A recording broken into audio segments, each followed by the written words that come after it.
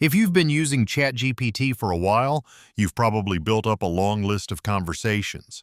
Instead of scrolling through your chat history trying to find an old conversation, you can use ChatGPT's search feature to locate it in just a few seconds. To search your conversations, open ChatGPT and look at the sidebar on the left. At the top of the conversation list, you'll find the search option.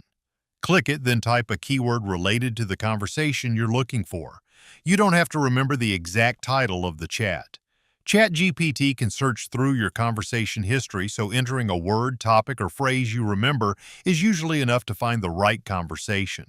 Once you see the conversation in the search results, simply click it to open it.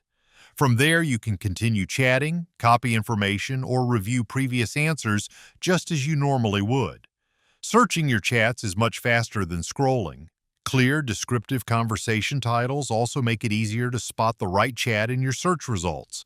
And that's how you search your ChatGPT conversations. If you found this tutorial helpful, be sure to check out my other tutorials for more quick tips and useful features. Thanks for watching, and I'll see you next time.